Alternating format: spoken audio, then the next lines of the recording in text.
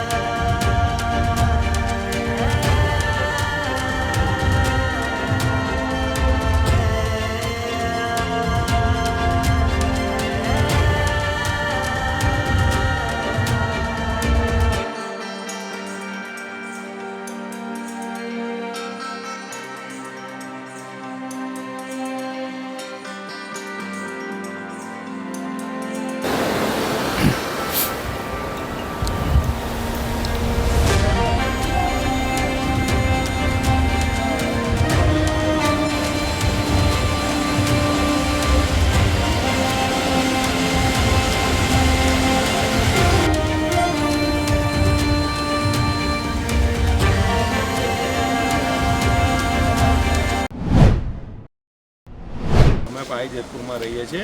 અને અહીંયા આગળ આ બ્રિજને તૂટી જવાથી ધંધાને અર્થે બધું નુકસાન ઘણું બધું થાય છે એટલે સરકારને એવી વિનંતી છે કે જેમ કામ બને એટલે વહેલો રસ્તો તૈયાર કરે બીજ એને પાઈ જેતપુરથી બોડેલી જવું હોય એને 40 કિલોમીટરનો ફેરો પડે આ બાજુ રંગલી ચોકડી રહીને જવું પડે કાં તો પછી ડુંગરવાટ રહીને જવું પડે એટલે એક અશક્ય છે અને એના માટે તંત્ર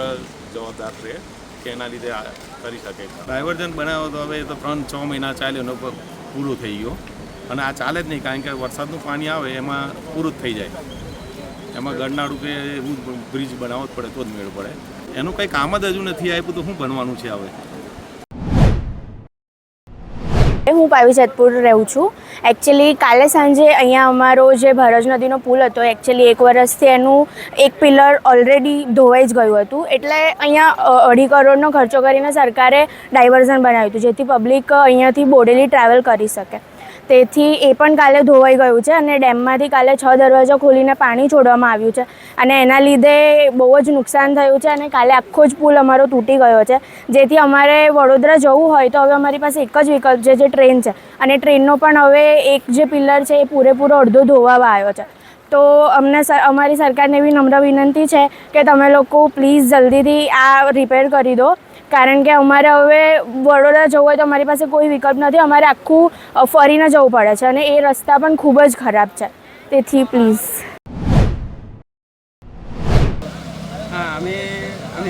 દાંડેરાના રહેવાસી છીએ અમારી છોકરીને જે 5 દિવસથી અહીં રક્ષાબંધન કરવા માટે આવ્યા હતા ત્યાં પાણીમાં નદી પર પાણી વધારે જવાથી અમારા છોકરા ઉઠાયા ને આજે આ ખભે લઈને ઠેલાને છોકરાને લઈને અમે પસાર થઈ રહ્યા છીએ।